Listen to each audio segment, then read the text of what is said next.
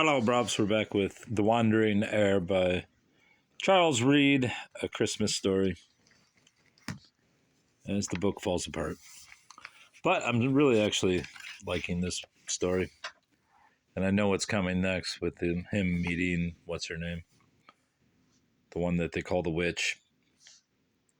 He then went and ordered James Annesley to bring in billets of wood and fill the great basket in the parlor.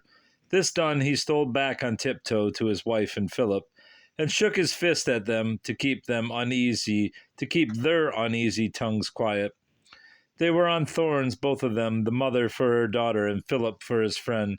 Master, he whispered, think what you do. James is a good young man. He will never be so unfaithful as to seek her out and offer love to her, but seeing her all alone and sick for love of him, 'tis too much for flesh and blood.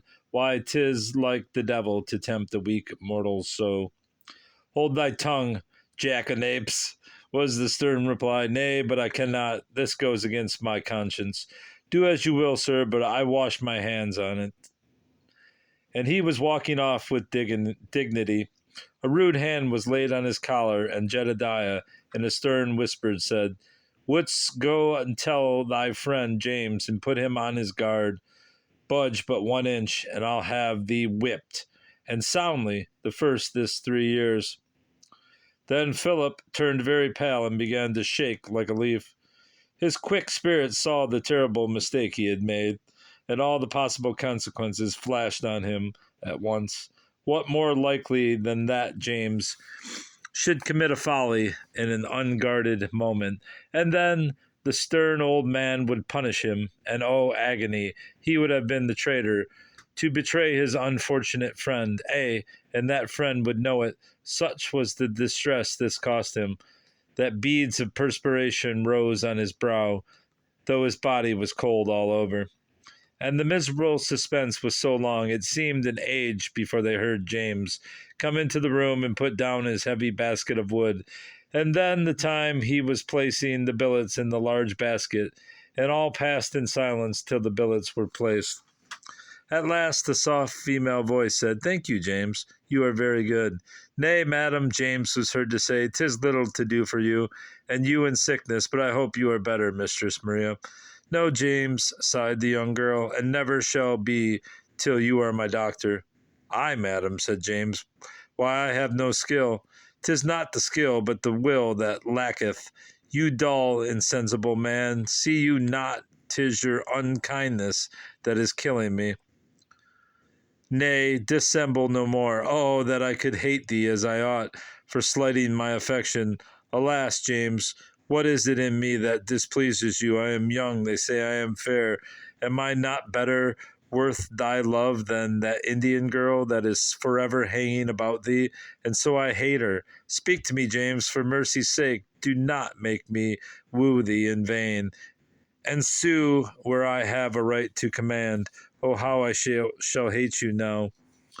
If you are ungrateful, hate you, alas, I cannot. Thou hast bewitched me. I love thee to distraction. For pity's sake, speak to me. James was much troubled and abashed. Madam, said he, for heaven's sake, bethink you. A slave is not a thing to love, nor to be loved. You are young, you are lovely, and I wonder that I can be so much your friend as to affront you. But you spoke of gratitude. Do I owe none to your good mother, who has softened my slavery? What would her feeling be, and your father's too, were I to be a traitor and rob them of their only child? No, madam, I have not the excuse of passion, and I will not be a villain in cold blood. My parents, hypocrite, you are a coward and dare not love above you. Begone to your Indian maid. Wretch, I hate the sight of you.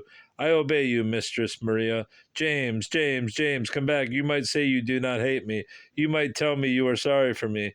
I am, madam. I pity you from my soul. Pity me? I scorn your pity. You must choose between love or hate. I will never love you, madam, if I can help it, and I will never hate you after what you have said to me, till you give me cause. So ended the strange interview.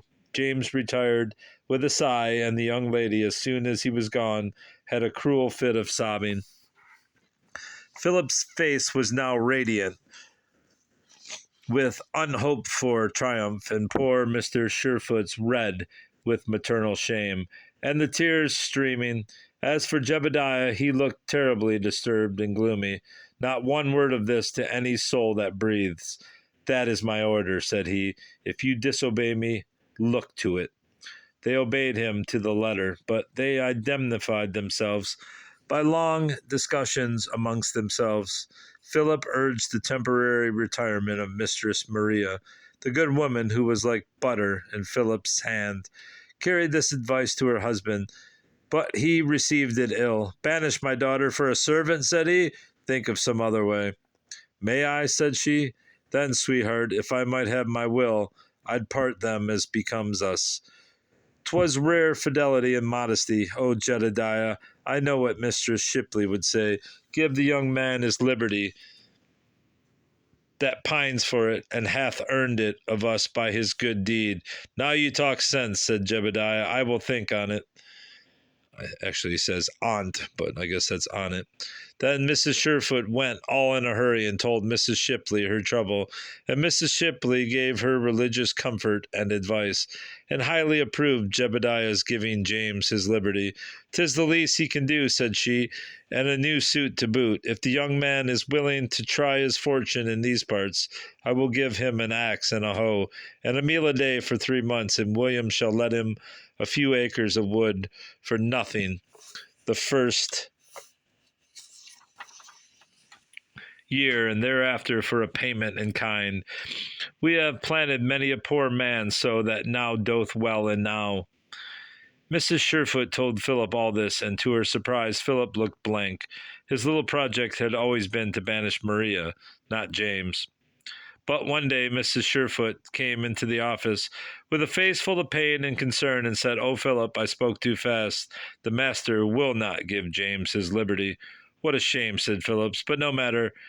He is happier now. Alas, said Mrs. Surefoot, you mistake me. James is to go for certain, but the master will not free him, but sell him to McCarthy. That is always willing to buy them. Philip was struck dumb by this sudden blow. He was too much surprised and shocked to comment on Jebediah's conduct and character. Mrs. Surefoot babbled on, unheeded almost. What will Dame Shipley say? She will discourse on it till I shall wish I had never been born. I am a miserable woman. The world is too hard for me, but alas, I am a wife, and sworn to obedience, and he is a good husband and a good man. But what he hath bought for money that he never will give for naught. The Lord forgive him and me for not knowing how to manage him as Elizabeth does her good man, for all he is as hard as flint by nature. Philip repaid her twaddle with a swift glance of scorn, then asked her with affected composure when McCarthy was to be expected. She told him the first of next month without fail, and meantime Maria was to keep her chamber. Soon after this Philip fell ill and kept his bedroom. Mrs. Surefoot visited him often and sent James to Katy Dean for simples. Philip got worse and yet insisted on doing his work. At his request, the couch was set up to his little room, and he lay on his back and still kept the accounts, though groaning with pain. James became very anxious and was always running up to see how he was, and sat gazing at his pale face piteously, and often implored him to say if there was anything he could do for him. Generally, Philip answered rather pettishly and told James not to come there, wasting his time. But one day, seeing James gazing at him, with the tear in his eye and a look of wonderful affection and sorrow on his noble, though simple face, the boy gave a great gulp and whined out in rather a tearful way, James, do not you be a fool. What is the man sniveling for? James hid his face in both hands and groaned aloud. Come near me, said the boy, and I'll tell you a secret. Will you keep it faithfully? Ay, that I will. Then you must know I am not ill a whit. I am only feigning. What? Alas, thy poor white face. Chalk, stupid. I tell thee, when you are all abed, I rise and and dance about the place and shake my fist at you, especially at that old knave Jebediah and that dish of skim milk, his wife that has got a man. and lets him. Oh shit! I can't turn the page. And lets him be her master instead of making him her head slave as I would. Philip's laugh and sparkling eye amazed James honestly, and he cried out, "Oh, thou dear, good, sweet, wicked boy, for playing so with the hearts that love thee. Let me kiss thee." And he rushed at him to embrace him. But Philip caught up the inkstand in a moment and threatened him. "Let me be," cried he. "I hate to be slobbered. Sit down, thou foolish, and talk sense." "Nay," said James, "talk of thyself, and tell me why thou art such a dear, good, artful young fellow, to sport with the feelings of those that love thee. And moreover, 'tis unlucky to feign sickness." "Here's an ungrateful toad," said Philip. "Why, 'tis for thee I do it." "For me, Philip?" "Ay, thou innocent, for thee. Oh, James, I could not bear to be parted from thee." Philip said this with a world of tenderness, and then hid his face in his hands and blushed like a rose. James's face showed he was sore puzzled. Philip, who could change his mood like lightning, darted off into his favorite tone of lofty assumption. "Why, thou coxcomb," said he, "dost thou really think thou art fit to go to a new master without me at thy back? Come, James," added he patronizingly, "you are a good, worthy young man, but you are somewhat of a milksop. You are not fit to go alone. You cannot beat the men, nor flatter the women. I can do both, especially make fools of the women, and turn them into butter with my tongue. And I know not how it is," continued he, assuming now an air of philosophical meditation, "but custom governs us strangely. Once get into the habit of talking or taking care of a child or a dog, or a James Annesley, or any foolish, helpless sort of a pet, and in truth you get so used to it, you can't let it go alone. You still come clucking after it like a hen after her duckling. Oh, man, is it not laughable? No, for I am as fond of thee, Philip, as thou art of me. That you may easily be, but for I am not fond of you at all, but I am warmly and sincerely and truly accustomed to you, sir, and so I can't part. I won't neither. I'll kill everybody dead first and die myself, but there's no need of that. I've got the key to that hunks.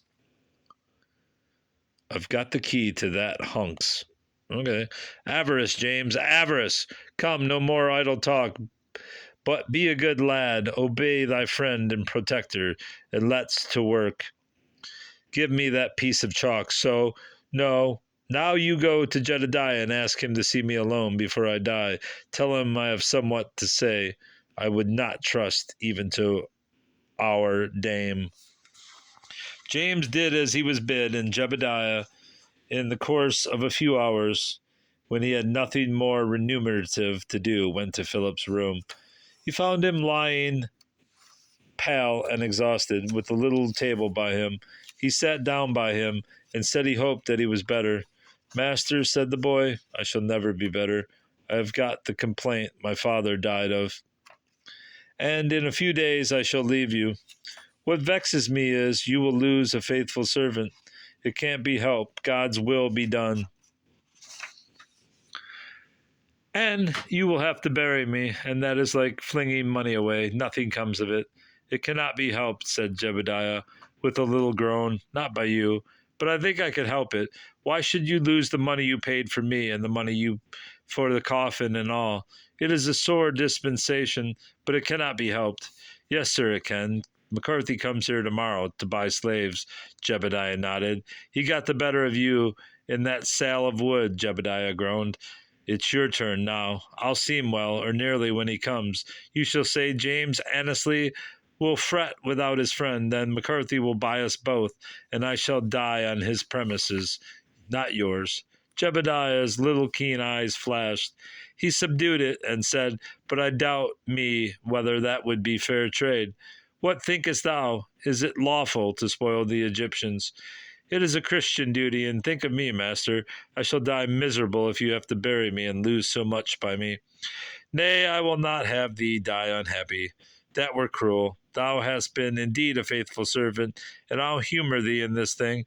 Good master, kind master, then I pray you go at once to Mistress Maria's chamber and fetch me her pot of red. Ask her not for it, or she'll deny you and swear to it. This is the drawer of her table, whereon stands her glass. My daughter? Paint her face?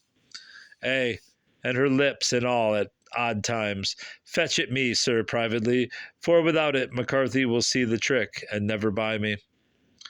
Jebediah went straight for the cosmetic, looking black as thunder. Philip chuckled with delight. Ah, ha, ha, said this sweet, harmless boy. I have lent that minx a dig into the bargain. Next day McCarthy came, and at the sight of James, offered a fair price. Jebediah appeared cool on it, and at last let out that there was such a close friendship between James and the bookkeeper, he did not care to part them. Bookkeeper, said McCarthy. Ay, said Jebediah, and showed him the books. At this juncture, the dialogue having purposely been carried on in sight of Philip's window, outran the bookkeeper, looking the picture of health. McCarthy was astonished at his youth and his bookkeeping, and determined to purchase him. However, he concealed his enthusiasm like a wary trader, and said he really only needed one servant, but would give the same price for Philip if Jebediah would not part them. The bargain was struck, and in less than an hour the two friends' bundles were in McCarthy's light wagon, and they were marching behind it. With them, to their infinite surprise, walked Jebediah Surefoot, a short, thick riding whip in his hand. The fact is, his daughter had slipped out, taking advantage of her mother being at Willingtown, and he was afraid she had resolved to have a tender parting with James, or worse, or some worse folly, and who knows, exasperated that being sold instead of rewarded, James' good faith might melt before a second temptation of the sort. So he said grimly to his late servants, I'll set ye on your way. He stalked along with them in silence. They thought he would go a mile and then give them his blessing, but no, mile after mile, this killjoy stuck to them and was irksome, for they both wanted to talk and congratulate each other on being still together. At last Philip lost all patience and resolved to make the intruder smart. He whispered James to fall back a little, and suddenly, putting on his saucy swagger that was quite new to Jebediah, he said, Come, old man, hand forth my veil. Thy veil, boy? Do you think I shall let you bite my worthy master there, and not have my nibble? 2 gold pieces I demand. Give them, or I'll reveal the bubble to McCarthy, and have thee trounced, thou dealer in man's flesh, thou hypocritical knave, that would rob a church and go to prayers before the deed and after. Jebediah was stupefied at first by this sudden hailstorm of insolence, but amazement soon gave way to rage. He gave a roar and rushed at Philip. Philip screamed and tried to escape, but could not. He clutched him fiercely by the collar and raised his whip on high, but it never came down. For at Philip's first scream, James rushed on Jebediah with equal fury, and seized his arm and caught him by the throat so fully that in a moment his face was purple. Then James seized his whip, and mad with rage himself, whirled him round in a circle and thrashed him furiously. You might have heard the blows a mile off, then put his foot to Jebediah's stomach, and with one amazing thrust spurned him head forward to the ground, that he rolled over, and the dust rose round his helpless body like a cloud. This done, he flung his whip at him where he lay. Philip clung, sobbing and trembling, to his arm. James stood like a colossus, his feet wide apart, his eyes glaring. Nay, be not alarmed, sweet Philip, said he. He is no master of ours, but only a knave I have taught a lesson. None shall lay whip on thee while I am by. He coaxed and encouraged him, and they walked slowly on, but Philip, in walking, still clung to James's strong arm and trembled. When he was a little better, he looked up and gazed on James with quite a new sentiment of admiration, and said, Oh, how grand and strong and brave and beautiful you were! I did not think 'twas in you. Having thus delivered himself, he lowered his head again suddenly, and clung to James's arm again. Nay, said James, I am not a brave man. My want of courage was the first cause of all my misery. Child, 'twas only rage. not courage. No matter, I have but one friend. I'll not see him abuse. Bless you, James. He suddenly took James's hand and kissed it with a gentle devotion he had never exhibited before. Dear James, he said, I cannot bear a blow. 'Twas for a blow I left my home and all my friends. Indeed. Pluck up heart now, and tell me all about that. Tell thee my story? Not for all the world. Why, I told thee mine. You have naught to blush for. I'd rather die than tell thee mine. What have I done? I have put a barrier between me and the man Nay, heed not what I say. I am ill. I am sick. I have been frightened. I shall faint. I shall die. Nay, nay, said James. Take not on so for naught. Is this he who called me a milksop? Said Philip, weeping. Then with piteous effort at his little hectoring way, and will again, if I please? Meantime, said James, I'll bestow thy valor in yon cart, caught up the weeping Hector in a moment, and carried him in his strong arms, striding away, till he overtook the cart. Master, poor Philip hath been ill of late, and he is aweary. May I put him in the cart? And welcome, there is room for thee and all. Nay, sir, I will not wait the good horse. In a very few minutes there was a good deal of talking and laughing in the covered cart. Master Phillips was amusing his new master and taking the length of his foot. Dear heart, thought Annesley, what a strange boy 'tis. He changes like the wind. Sure his mother's milk is scarce out of him. Late at night they reached McCarthy's, a large farm, about 60 miles from Philadelphia.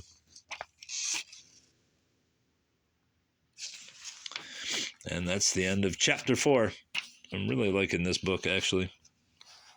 I don't know what it's got to do with Christmas, but I guess we'll find out. That's all, bruv. Goodbye.